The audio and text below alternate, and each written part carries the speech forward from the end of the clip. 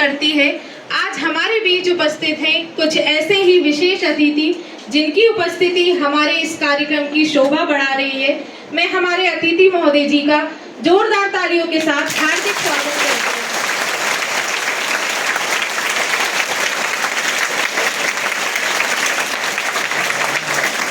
हमारे भारतीय संस्कृति में किसी भी शुभ कार्य की शुरुआत दीप प्रज्वलन और मां सरस्वती की वंदना अर्चना से प्रारंभ की जाती है। तो आइए हम अपने मुख्य अतिथि महोदय और गणमान्य व्यक्तियों से अनुरोध करते हैं कि वे दीप प्रज्वलन कर व मां सरस्वती की प्रतिमा पर माल्यार्पण कर कार्यक्रम का विधिवत शुभारंभ करें।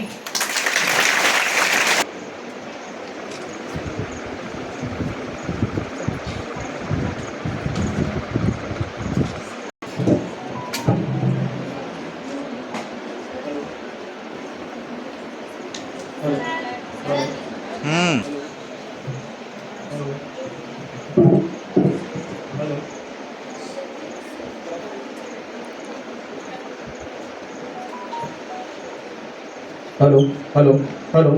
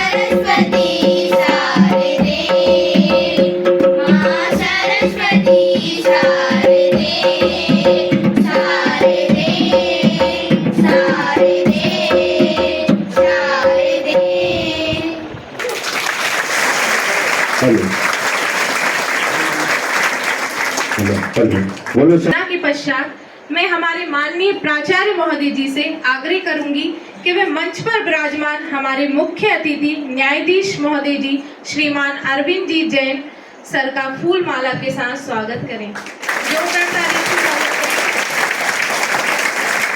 मैं हमारे विद्यालय की वरिष्ठ मैडम डॉक्टर सुधा श्रीवास्तव मैडम से कि वे आए और मंच पर विराजमान हमारे विशेष अतिथि महोदय लीगल एडवाइजर ऑफिसर महोदय जी श्रीमान अनीश जी अब्बासी सर का फूल माला से स्वागत करें।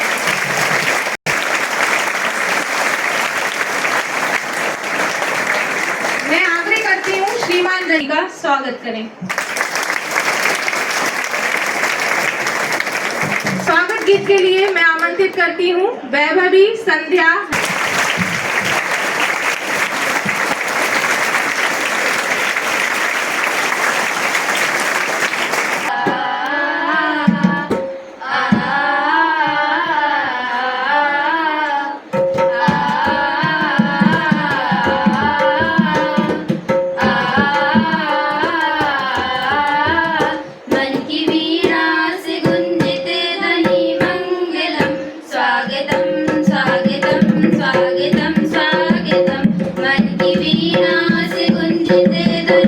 मंगलम स्वागतम स्वागतम स्वागतम स्वागतम सारे गा मग मग रे नी सा रे गरे गरे सा सारे गा मग मग रे नी सा रे गरे गरे सा कैसा पावन सुहावन समय आज है आप आए अतिथियों की सरताज है कैसा पावन सुहावन समय आज है आप आए अतिथियों की सरताज है देव की भांति पूजन करें आज हम स्वागतम स्वागतम स्वागतम स्वागतम देव की भांति पूजन करें आज हम स्वागतम स्वागतम स्वागतम स्वागतम मन की वीणा से गुंजित ध्वनि मंगलम स्वागतम स्वागतम स्वागतम स्वागतम मन की वीणा से गुंजित ध्वनि मंगलम स्वागतम स्वागतम स्वागतम स्वागतम मन की बगियों से हमने है कलियां चुनी श्रद्धा के फूल से हमने माला बुनी मन की बगियों से हमने है कलियां चुनी श्रद्धा के फूल से हमने माला बुनी करते हैं तुमको अर्पित सुमन आज हम स्वागतम स्वागतम स्वागतम स्वागतम करते हैं तुमको अर्पित सुमन आज हम स्वागतम स्वागतम स्वागतम स्वागतम मन की वीणा से गुंजित ध्वनि मंगलम स्वागतम स्वागतम स्वागतम स्वागतम मन की वीणा से गुंजित ध्वनि मंगलम स्वागतम स्वागतम स्वागतम स्वागतम स्वागतम स्वागतम स्वागतम स्वागतम।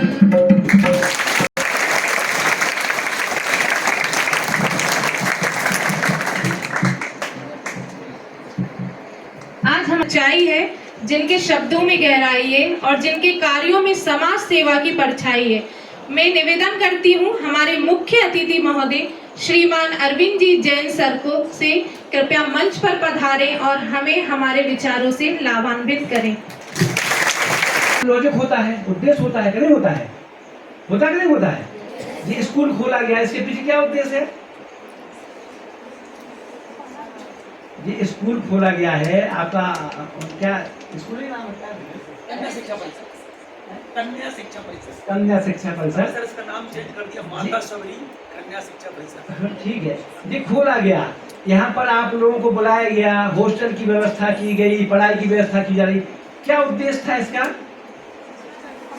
कि कुछ जोर से बोलो ना, क्या पढ़ाई करना है ना उद्देश्य, है ना? कि हमारी जो बच्चियां हैं, हमारी जो आदिवासी है, जो समाज की कमजोर बच्चियां हैं, उनको घर पे अच्छी व्यवस्था नहीं मिल पाती है, तो उन्होंने सोचा सरकार ने कि आप लोगों के रहने की व्यवस्था यहाँ की जाएगी, यहीं पे विद्यालय की व्यवस्था की जाएगी, अच्छा माहौल दिया जाएगा ताकि आप लोग बड़े बन करके कोई अच्छा पद करें, अच्छे संस्कार आपके अंदर आए। ये तो उद्देश्य है ना। ऐसे ही जब आपका जो विद्यालय का जो उद्देश्य है, तो हमारे विधिक सेवा प्राधिकरण का भी कोई उद्देश्य होगा। तो मैं इसलिए आप लोगों से पूछ रहा था कि क्या उद्देश्य है इसका। किसी को अगर जानकारी हो क्यों खोला गया तो बता सकता हो तो बता। नहीं अच्छा, किसी को मालूम भी होगा तब बच्चे सोचते ना कि संकोच करके हम गलत नहीं बता दें, ऐसी भावना रहती है किसी को। चलो मैं बताता हूँ आपको। जिला विधिक सेवा प्राधिकरण एक ऐसी संस्था है जिसके दो उद्देश्य है। अच्छे से ध्यान से सुनना। देखो हम फिर आएंगे, अब की बार परीक्षा लेंगे हम। अब तो हम पहली बार आए हैं तो परीक्षा नहीं ले रहे हैं आप लोगों की, अगली बार जब आएंगे तो फिर परीक्षा लेंगे हम। ठीक, इसके दो उद्देश्य हैं। हमारे समाज में बहुत सारे गरीब लोग रहते हैं, रहते कि नहीं रहते हैं? बहुत सारे पीड़ित लोग हैं जिनके साथ अन्याय होता रहता है, वो कोई कार्रवाई नहीं कर पाते हैं, गरीब लोग हैं। तो ऐसे लोगों के लिए जो समाज के सबसे कमजोर वर्ग के लोग हैं, जिनके पास पैसा तो जिनके पास है, वो तो उनको तो कोई परेशानी नहीं है, वो तो पुलिस को भी जाएंगे तो वहां भी उनके सब हो जाएंगी व्यवस्था, कोर्ट में जाएंगे तो हो जाएगी, कलेक्टर के यहाँ जाएंगे, सब जाएंगे, हर जगह उनकी व्यवस्था हो जाती है। लेकिन जो गरीब लोग हैं उनके लिए न्याय चाहिए। जैसे आपकी जमीन पे किसी दमंग आदमी ने, किसी गुंडा आदमी ने कब्जा कर लिया, हमारी बच्चियों के साथ किसी के साथ छेड़खानी हो गई, हमारी जो बहनी माताएं बहनें जो जा रही हैं उनके साथ लूट की घटना हो गई, किसी के साथ उनके, अभी जो है हम लोग देख रहे हैं कि तलाक के मुकदमे बहुत आ रहे हैं। मतलब आए दिन, एक दिन नहीं जाता है मेरी कोर्ट में जिस दिन 1-2 तलाक के मुकदमे पेश नहीं होते हो, एक दिन नहीं जाता है। सोचो, अब ऐसी परिस्थितियों में बहुत सारे लोग ऐसे भी हैं जिनके पास पैसा नहीं है, वो कहां से वकील करें, कैसे करें वकील, कर सकते क्या, नहीं कर सकते, तो वो क्या करें बताओ, घर बैठ जाए। किसी महिला को उसके पति ने मारपीट करके घर से बाहर भगा दिया, उसके साथ में उसके 2 बच्चे हैं, वो मायके पहुंच गई। मायके पहुंचने के बाद आप सब लोग जानते हैं कि परिस्थितियां क्या है, कि कितने दिन मायके वाले रखते हैं आपको, कितने दिन रख सकते हैं हम, तो चलो महीने, 2 महीने, 4 महीने, ऐसे ही होता ना है। अब वो कहाँ जाए बताओ, ससुराल वालों ने मार पीट के भगा दिया उसको, मायके वाले ज्यादा रख नहीं सकते हैं, उसको तो चाहिए ना। सबसे पहली आवश्यकता क्या है तुम्हारी, किसी भी व्यक्ति की सबसे पहली आवश्यकता क्या है, हैं? घर, रोटी, भोजन, पानी, सबसे पहली आवश्यकता क्या है, रोड पे 1-2 दिन गुजार लोगे नहीं, किसी पड़ोसी के यहाँ चले जाओगे, लेकिन अगर खाना नहीं दिया तो कितने दिन रह पाओगे बताओ, खाना तो 2 ही टाइम चाहिए ना, है। सबसे पहली आवश्यकता क्या है हमारी, भूख, रोटी हमारी आवश्यकता है। अब उसको तो ना यहाँ घर है ठिकाना, ना वहां ठिकाना है उसका, और निकाल दिया, वो कहाँ जाए बताओ, हैं? कुछ ना कुछ प्रावधान करना पड़ेगा ना, तो कानून बनाया गया इसके लिए। इसके लिए ये व्यवस्था की गई कि ऐसी कोई महिला जिसको उसके घर वालों ने निकाल दिया है, परेशान कर दिया है, उसके पास आय का कोई साधन नहीं है, वो अपने बच्चों का खुद का पालन पोषण नहीं कर पाती है, तो ऐसी महिला अपने पति के विरुद्ध में कोर्ट में आकर के कार्रवाई कर सकती है। ठीक, अब कोर्ट में कार्रवाई करना उसको, उसके पास तो खुद के रोटी की व्यवस्था नहीं है, वकील साहब की फीस कहां से दे, टिकट कहां से लगाए, टाइप कहां से करवाए। तो इन सब की व्यवस्थाओं को देखते हुए भारत सरकार ने 1987 में एक अधिनियम बनाया जिसका नाम है राष्ट्रीय विधिक सेवा अधिनियम, और राष्ट्रीय स्तर पर एक संस्था बनाई है राष्ट्रीय विधिक प्राधिकरण। तो उस अधिनियम के अंतर्गत फिर राज्यों में बने, राज्यों के बाद फिर जो है जिले में बनी, तहसीलों में बनी। तो ये संस्था क्या काम करती है, 2 काम करती है। एक तो आपको कानूनी सलाह देगी, जैसे कोई व्यक्ति आया कि सर हमारी जमीन पर कब्जा कर लिया, हमें क्या उपाय हो सकता है, सबसे पहले आप सलाह मांगते ना, आप लोग नहीं मांगते, ऐसे तो नहीं कि सीधे खून के से कोर्ट में आ जाते, सलाह मांगते हो। तो सबसे पहला काम क्या करेगी ये संस्था, आपको सलाह देगी, आपकी समस्या सुनेगी, और समस्या सुनने के बाद आपको सलाह देगी कि भैया आपके लिए कानून में जे प्रावधान किए गए हैं, आप कौन सा प्रावधान का उपयोग करना चाहते हो, आप कर सकते हो। फिर आपने कहा कि ठीक है साहब, वो हमारे पति से तो हमें बिल्कुल नहीं बन रही है, और वो तो हमें आए दिन जो है शराब पी करके रोज मारपीट करता रहा, हम तो उसके साथ त्रस्त हो गए हैं, अपनी हम जीवन बिता सकते हैं, हमें तो आप तलाक चाहिए, उससे तलाक चाहिए तो उसको कोर्ट में आना पड़ेगा ना, या कोर्ट से ही तलाक मिल सकता है। आपका जो बाहर आप लिखा पढ़ी करवा लेते ना, उसकी कोई वैल्यू कानून में नहीं है, कोर्ट में तलाक चाहिए तो अब उसको मुकदमा लगाना पड़ेगा, मुकदमा लगाने के लिए वकील चाहिए उसको। और फिर दूसरा काम क्या करती है ये संस्था, कि ऐसे गरीब व्यक्तियों को निःशुल्क रूप से वकील देगी, जो मुकदमे का जो खर्चा है वो सारा का सारा खर्चा देगी उसको। आपको क्या करना है, सिर्फ उन अधिवक्ता के पास तक पहुंचना है, समझ गए ना आप लोग। क्या दो काम बताए हमने? एक तो सलाह देगी, विधिक सलाह दी, और दूसरा विधिक सहायता देगी। और जो सहायता आपको तहसील लेवल से लेकर के, कहां से? तहसील लेवल से लेकर के सुप्रीम कोर्ट तक। भारत की सबसे बड़ी अदालत कौन सी है? Supreme court. तो तहसील लेवल से लेकर के सुप्रीम कोर्ट तक आपको जो कार्रवाई करना है, हर स्तर पे आपको, जहां जहां आप जाएंगे और आप अपनी बताएंगे कि सर ऐसा है तो हमें विधिक सेवा से सहायता चाहिए है, तो आपको सुप्रीम कोर्ट, जहां पर लाखों रुपया फीस होती है, वहां भी विधिक सेवा प्राधिकरण आपको निःशुल्क सहायता देगी। मैं सबसे पहले इस बात पे इसलिए जोर देता हूं कि अभी अपने जितने, आप तो खैर बच्चे हैं छोटे, अभी ज्यादा नहीं जानते होंगे, लेकिन आप लोग देखते होंगे समाज में कि आपके यहाँ बर्तन वाली बाइयाँ आती होंगी, झाड़ू पोछा करने वाले आते हैं, मोहल्ले पड़ोस में बहुत सारे लोग रहते हैं। उनसे जब आप कभी चर्चा करेंगे ना, आपको पता चलता है कि लोग कैसे कैसे जीवन गुजार रहे हैं। लेकिन हम क्या कहते हैं, उसने सुनाई कहानी अपनी, ज्यादा से ज्यादा क्या हुआ, या तो सुन के खत्म कर देंगे, या ज्यादा से ज्यादा हुआ उसको 25, 50, 100, 200, 500 रुपया दे देंगे, या कुछ अपना खाना पीने का सामान दे देंगे, कपड़े देंगे। इतने करते ना, हम इतना कर भी सकते हैं।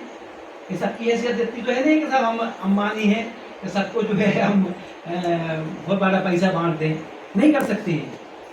तो हम वही रुक जाते हैं। नहीं, अपने को ये प्रयास करना चाहिए कि उसको क्या कानूनी उपचार मिल सकते हैं। आप 1, 2 दिन, 3 दिन, 4 दिन की, 5 दिन की व्यवस्था कर दोगी, लेकिन यदि उसको कानूनी उपचार मिल जाएगा तो वो हमेशा के लिए, जिंदगी भर के लिए होगा। होगा कि नहीं होगा? है? एक बार हमने भरण पोषण भत्ते का आदेश कर दिया कि प्रत्येक माह तुम्हारा पति जो है, इसको अपनी पत्नी को 5,000 रुपया महीने देगा, 3,000 रुपया महीने देगा, 10,000 रुपया महीने देगा, जो भी ऑर्डर कोर्ट ने कर दिया। तो कम से कम उसको हर महीने वो मिलेगा ना। तो हर महीने वो पैसा मिलेगा तो वो अपना जीवन, कम से कम अपने बच्चों का जीवन गुजार तो लेगी, कम से कम नहीं करेगी। तो ये संस्था का प्रमुख उद्देश्य ये है, बस ये है कि यहाँ से नगद पैसा नहीं मिलता है। नगद पैसा सिर्फ एक योजना में मिलता है, वो है पीड़ित प्रतिकर योजना। पीड़ित प्रतिकर योजना एक भारत सरकार की बहुत अच्छी योजना है। उस योजना का क्या है उद्देश्य कि कुछ अपराध जो है निश्चित किए गए हैं, उसमें 10 तरह के अपराध हैं। जैसे किसी व्यक्ति के परिवार में हत्या कर दी, किसी व्यक्ति की, किसी महिला के साथ बलात्कार की घटना हो गई, किसी 18 साल से कम लड़की की उम्र की लड़की के साथ छेड़खानी या बलात्कार की घटना हो गई, किसी व्यक्ति पर तेजाब से अटैक हो गया, किसी व्यक्ति पर ऐसी मारपीट की गई तो उसका कोई अंग स्थायी रूप से काम करना उसने बंद कर दिया, किसी महिला का जबरन गर्भपात करवा दिया गया, ठीक है ना। इस तरीके के वो 10 अपराध हैं। उन अपराधों में यदि कोई व्यक्ति के साथ कोई घटना घटित होती है तो ऐसा पीड़ित व्यक्ति विधिक सेवा प्राधिकरण में आवेदन देगा कि सर मेरे साथ मेरे परिवार का ऐसा ऐसा व्यक्ति था, कमाने वाला जो व्यक्ति था, इसकी हत्या कर दी गई है, अब हम लोग असहाय हो गए हैं, हमारे पास घर में कोई साधन नहीं है, हम लोग पालन पोषण नहीं कर सकते हैं। तो ऐसे व्यक्ति के लिए विधिक सेवा प्राधिकरण में जब आप आवेदन देंगे तो उसकी एक प्रक्रिया है, हम उसके अंतर्गत जांच करवाएंगे और जांच करने के उपरांत उसमें फिर 2 लाख से लेकर 5 लाख 10 लाख रुपए तक की एक लिमिट दी हुई है। उसके अंतर्गत हम उस व्यक्ति को नगद सहायता राशि देते हैं। तो ये पीड़ित प्रतिकर योजना है, 2015 का एक्ट है। ये बहुत अच्छा एक्ट है, लेकिन लोगों को जानकारी नहीं है, इसलिए हम उनको लाभ उनको प्राप्त नहीं मिल पाता है। मैं उज्जैन की एक घटना बताता हूँ आपको। ऐसे ही बर्तन मारने वाली ऐसी बाई थी, मतलब तो उसके जवान लड़के का हत्या कर दी गई। उसको कहीं से कुछ पता चला होगा तो उसने आवेदन दिया हमारे यहाँ, और हमने आवेदन दे करके और उस पर सब पूरी जांच करने के उपरांत जब मुझे पता चला तो उसके घर में उसकी बूढ़ी सास थी और विधवा पत्नी थी और 3 या 4 बच्चे थे उसको, बस कोई नहीं था। जब वो मेरे पास आई तो मुझे इतना दर्द हुआ, मैंने कहा यार बड़ी बाकी समस्या है, मैंने पूछा उनसे क्या कर लेती हो, अरे बाबूजी कुछ नहीं कर पाते हैं, बहू जाती है तो 1500 800 रुपया उसको मिल जाते हैं, मैं तो बूढ़ी हो गई हूँ तो कहीं का बर्तन मान जाती तो 300-400 500 रुपया वहाँ से मिल जाते। अब आप सोचो कि जिस परिवार का जवान लड़का खत्म हो गया, उसके एक माँ है, विधवा पत्नी है और 3 बच्चे हैं, कैसे उनका गुजारा चलेगा होता? क्या 1000-1200-1500 रुपये 2000 रुपये कमाने से उसका परिवार चल जाएगा क्या? है नहीं चल सकता। मैंने उन लोगों को 5 लाख रुपया दी, 5 लाख रुपया की सहायता करके उन्हें बच्चों के नाम से एफडी वगैरह करवा दी, ये कर दी और उनको दे दी। तो वो वही ऐसे मतलब पैसे मिलने की खुशी तो ठीक है, लेकिन उनको ऐसे फूट फूट के रोए वो, मतलब ऑफिस में फूट फूट के रोने लगी। मैंने उनसे पूछा कि क्यों भाई क्यों रो रही हो? अरे बाबूजी अब क्या बताएं, हमारा बेटा था वो ऐसा था वैसा था, उसको याद आ गई अपनी मतलब वो, लेकिन अब आपने इतना कर दिया तो हमसे कम से कम ये तो है कि हमारे बच्चों का पालन पोषण हो जाएगा। मैंने उनसे और बहुत ज़्यादा उनके वो आयुष्मान कार्ड नहीं बने थे, वो कुछ भी नहीं बने थे, पर्ची जो राशन मिलता ना क्या को, अरे बीपीएल कार्ड, वो हम बीपीएल कार्ड बनते वो भी नहीं बने थे। तो मैंने तत्काल जो है संबंधित अधिकारियों को फोन करके बुलाया किया और उनसे वो बनवाए। तो अब मेरा कहने का इस घटना को सुनाने से ये आशा है कि आपको करना कुछ नहीं है, आपको कुछ नहीं करना, आपका एक भी पैसा नहीं ले रहे हैं हम, लेकिन यदि आपको इन एक्टों की जानकारी, इन योजनाओं की जानकारी है तो आपके मोहल्ले में, पड़ोस में, रिश्तेदारी में, गांव में कहीं ऐसा कोई पीड़ित व्यक्ति मिल जाए तो कम से कम आप उसको विधिक सेवा प्राधिकरण तो भिजवा सकती हो, नहीं भिजवा सकती है? यदि आपने इतना सा भिजवा दिया, उसको 2 लाख भी मिल गए, 4 लाख भी मिल गए, 1 लाख भी मिल गया, हमारा कुछ भी मिल गया, तो ये कितना बड़ा पुण्य का काम हो सकता है, नहीं हो सकता? करें है? आप लोग ध्यान रखोगे है? अगर आप कितने गांव, प्रिंसिपल साहब बता रहे थे कि 5-6 जिलों के बच्चे यहाँ पे हैं, सब लोग आप गांव के रहने वाले होंगे ना हैं? तो अगर आपको कहीं कोई पीड़ित व्यक्ति मिले, कोई गरीब व्यक्ति मिले, उसको कोई कानूनी कार्रवाई करना हो तो कहाँ भेज सकते हैं आप उसको? याद रहेगा ना नाम है? पक्का? कितने बच्चे अपने जीवन में ऐसा काम करेंगे? सब बच्चे करेंगे। सब बच्चों के लिए तालियां।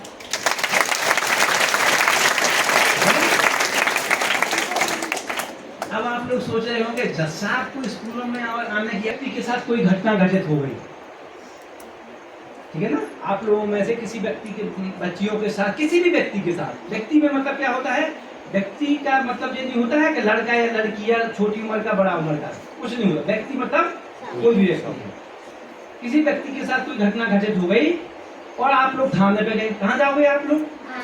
थाने पे जाते हो। थाने पे गए और थाने पे जाने पे आपकी रिपोर्ट नहीं लिखी गई, ठीक? अब क्या करोगे आप लोग बताओ?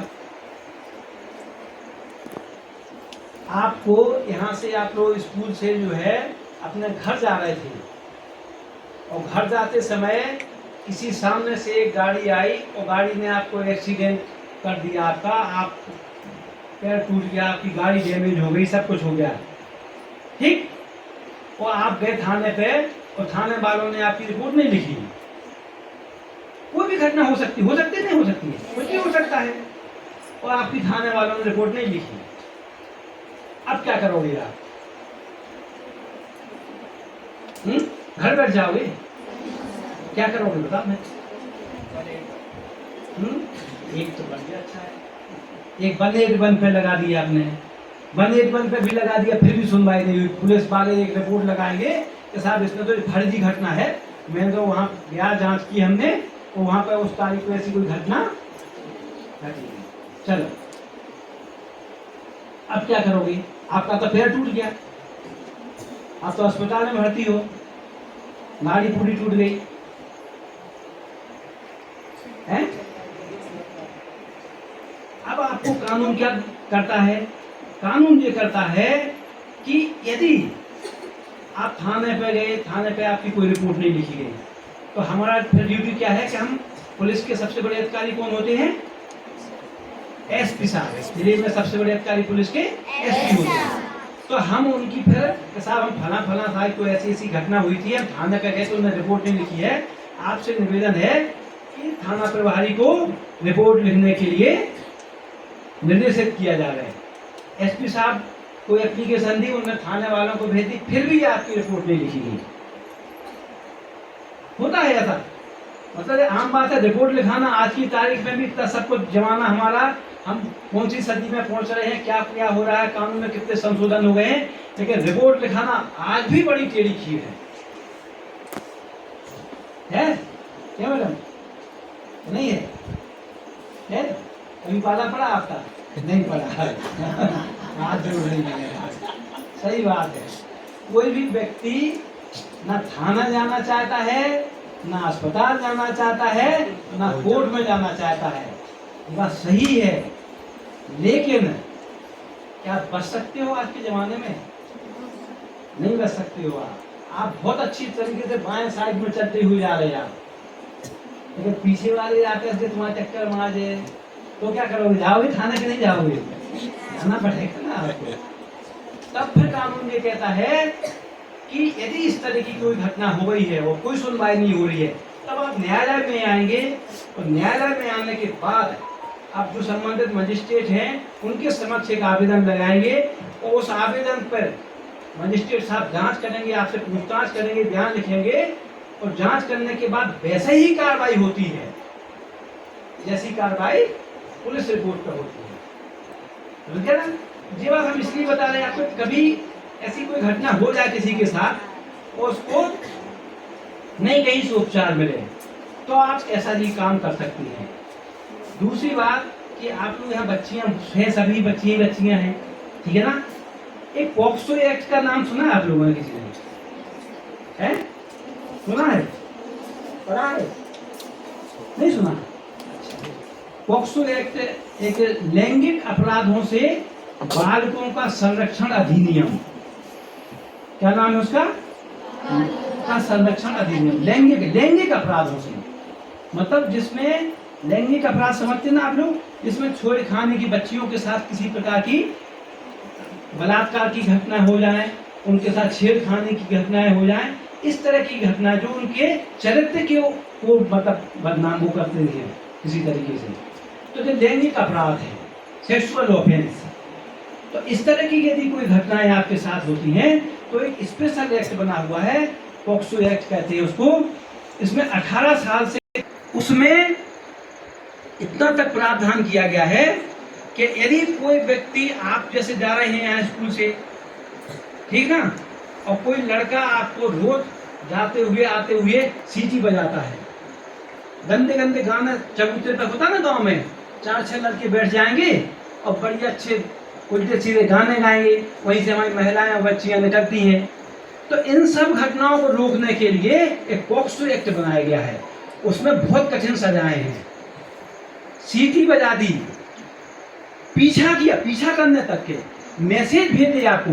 अच्छा, हम आपको जैसे हम किसी बहन जी का हमें नंबर मिल गया, लेकिन हम रोज जो है हमारी किसी से परिचय हो गया और हम रोज सुबह से उठ के गुड मॉर्निंग का मैसेज भेज रहे हैं। आप एक दिन देख लोगी, 2 दिन देख लोगी, 4 दिन देख लोगी, नहीं है? फिर बोलोगे यार हमारे सर से कोई जानना पहचान मियाँ जी सलाम है, क्यों हमें साहब रोज गुड मॉर्निंग का मैसेज भेजते हैं? जी कहोगे ना, हमसे कोई जान पहचान कुछ नहीं है। मान व्यक्ति को छोड़ना नहीं है और सही व्यक्ति को फंसाना नहीं है। यदि हम तुम्हें अभी 2 थप्पड़ मारे, बहन जी के हमें क्या 2 थप्पड़ मारे, क्यों है? हम यदि आपको 2 थप्पड़ मारे और आप जो है ऐसे होते हैं, तो क्या करेंगे? हम क्या करेंगे? तीसरा थप्पड़ मारेंगे ना? नहीं मारेंगे, मारेंगे। और तीसरा भी हमने थोड़ा सहन कर लिया तो हमारी हिम्मत क्या होगी? चौथा मारेंगे हम। लेकिन जैसे ही हमने पहली बार थप्पड़ उठाया और आपने बुलंदी से लेकर गया, कमजोर नहीं समझना, तो क्या होगा? क्या होगा? है? वहीं रुक जाएगा आदमी, बड़ी मुश्किल में एक मार पाएगा और दूसरा मारेगा तो फिर तो हमने हैं।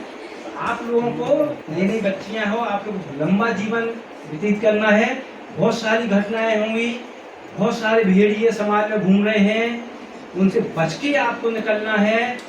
आपको खुद में ताकत लानी पड़ेगी, खुद में लड़ने की क्षमता लाना पड़ेगी। जब तक आप लोग खुद में लड़ने की क्षमता नहीं लाओगे, खुद दूसरे व्यक्तियों को सजा दिलाने का प्रयास नहीं करोगे, तब तक समाज में बदलाव आने वाला नहीं है।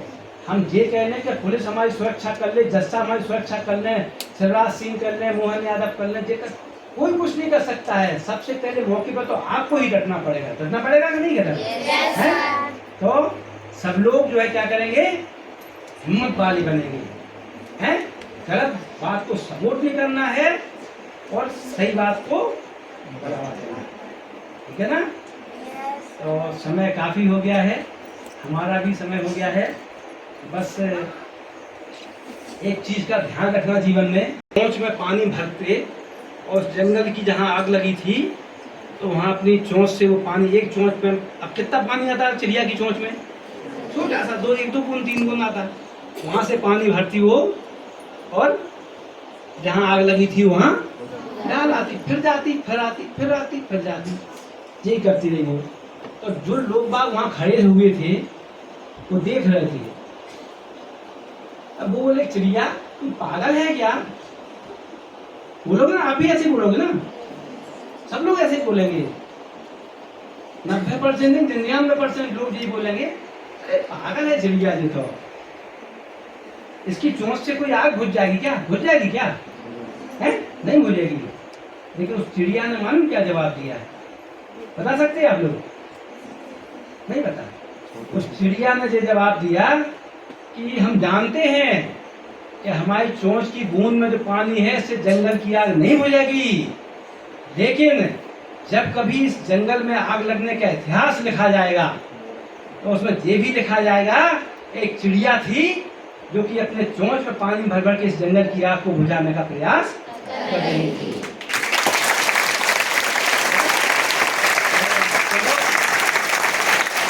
बहुत बहुत धन्यवाद आप लोगों के लिए कि धैर्य से सुना आप लोगों ने। जीवन में जितना बने उतना उतारने का प्रयास करना। बस एक चीज हमेशा याद रखना कि दुनिया में मानवता से बड़ा कोई धर्म नहीं है। यदि हमारे अंदर मानवता है तो आपको निश्चित रूप से हर पल आपको बहुत सारे लोग सहायता करने वाले मिलेंगे। दुनिया आपको सब दुनिया अच्छी अच्छी दिखाई देगी। बहुत शानदार व्यवस्था की प्रिंसिपल साहब ने, आप लोगों ने सभी ने, बढ़िया लगा, बहुत अच्छा लगा। फिर कभी आएंगे। जय हिंद, जय भारत। पूछना चाहते हैं कि क्या आप जज हैं?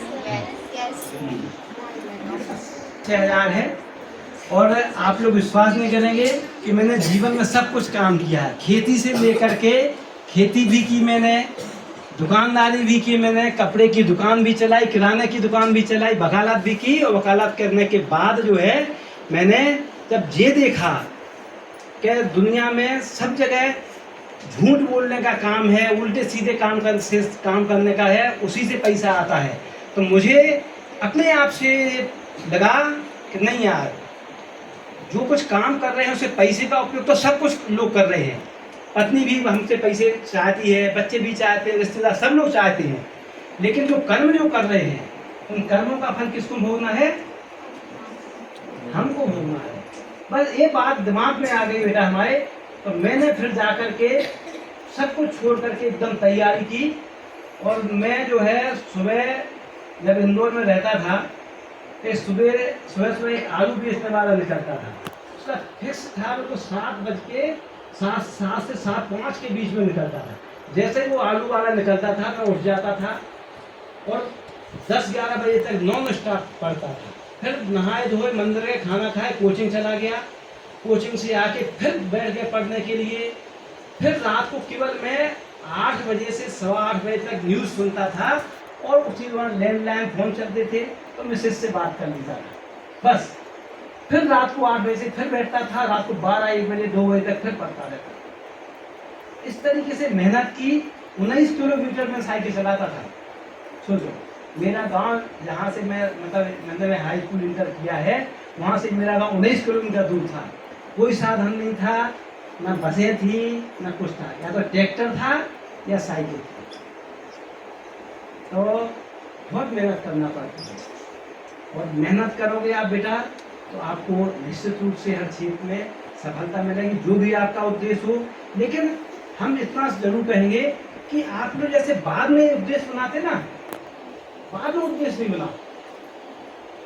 आप लोग जब भी अभी जैसे 10th के बाद जैसे ही आप निकलो, 10th के बाद मैं एक दिन पढ़ रहा था कि ये अमेरिका में बेटा जो टेनिस खिलाड़ी हैं वो 15-16 साल की टेनिस खिलाड़ी हैं, और उनका तो मैंने एक दिन जिज्ञासा बस उसको मैंने पढ़ा, मैंने क्या कैसे करते हैं, कैसे बन जाते हैं। हमारे देश में भी 140 करोड़ की जनसंख्या है, और हम एक मेडल लाने में हम परेशान होते रहते हैं।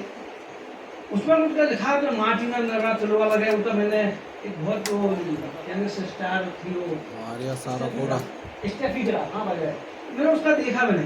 तो उसका था कि 4-5 साल की जब थी बच्ची, मतलब 4 साल की थी वो बच्ची, तब से उसने टेनिस में झोंक दिया अपने को।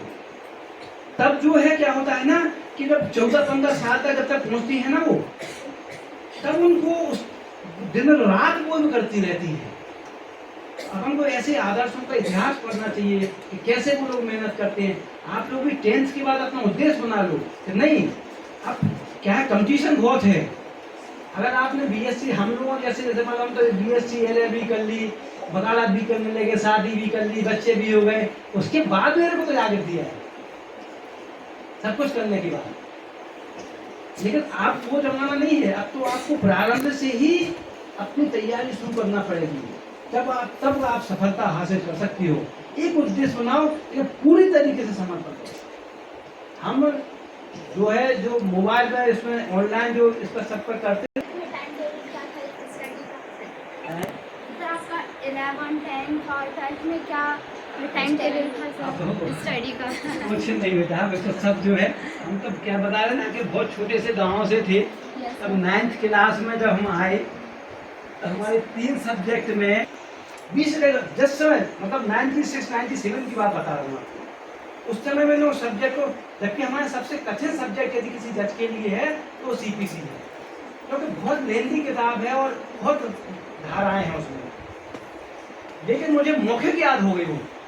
आज मैं बेटा तुम्हें बता सकता हूँ, तो जब से एग्जाम दिया ना उसके बाद से आज तक मैंने उस पूरी किताब को कभी नहीं पढ़ा, और वो मुझे आज भी ध्यान है कि मैंने यार फला चीज में, अभी भी वकील साहब लोग आ जाते हैं कुछ करते हैं तो तत्काल बोलता है, अरे धारा याद नहीं होगी, क्योंकि ये दिमाग में फील है कि ऐसा प्रोविजन कहीं है, और जैसे मैं किताब खुलूंगा तो मुझे तत्काल प्रोविजन मिल जाता है। तो कंसंट्रेशन पे ध्यान दें, ठीक है किया। हमें यकीन है आपके शब्दों की गूंज हमारे मन मस्तिष्क में सदैव बनी रहेगी। जोरदार तालियां सर।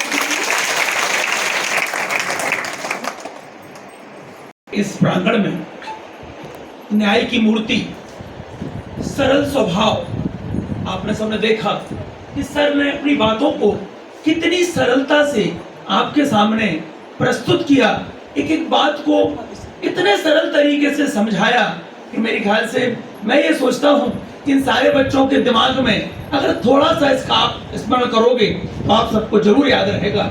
मेरे समस्त टीचर साथी, हमारे प्यारी बच्चियाँ, प्यारी छात्राएं, आज निश्चित रूप से हम सौभाग्यशाली हैं कि इस विद्या के मंदिर में हमारे न्याय के मूर्ति श्रीमान अरविंद जी जैन, हमारे लीगल एड ऑफिसर श्रीमान अब्बासी जी यहाँ उपस्थित हुए, और इस विधिक सेवा प्राधिकरण की जो बातें वास्तव में सर जब पूछ रहे थे तो मुझे ये लग रहा था कहीं मेरी तरफ भी ना देख रहे मुझे भी नहीं मालूम था उस बारे में ज्यादा कुछ, क्योंकि ज्यादा वो अपनी ड्यूटी पूरी करके वो चले जाते हैं घर, इतना ही सोचते हैं। लेकिन सर आज आपने जो उपयोगी जानकारी दी, किस तरह से हम किसी विक्टिम्स की मदद कर सकते हैं और हमें करना चाहिए, और किस तरह की क्या क्या हमारे जीवन में कठिनाइयां आती हैं उनको हम किस तरीके से सॉल्व कर सकते हैं, इस विधिक सेवा प्राधिकरण की मदद लेकर ये निश्चित ही बहुत आपने उपयोग अपने उदाहरणों के द्वारा, अपने जीवन में घटित घटनाओं के द्वारा हमको सुनाई। निश्चित रूप से हम आपके बहुत बहुत आभारी हैं सर, आपने इतना हमको समय दिया, हम पुनः आपकी बहुत बहुत आभारी हैं। Thank you sir. और हम उम्मीद करते हैं कि आप पुनः बहुत जल्दी शेष, और क्योंकि ज्ञान जो है वो तो अनंत है, जितना बांटोगे उतना ही बढ़ेगा, लेकिन सर कुछ और बातें हम आपके साथ और शेयर करना चाहेंगे, लेकिन जब आप अगली बार और पुणे आए तो थोड़ा सा समय लेकर और आए और बच्चों को ऐसी सरल भाषा में अपनी इस विधिक सेवा प्राधिकरण की विधियों को बताएं। बहुत बहुत धन्यवाद sir. Thank you and thank you for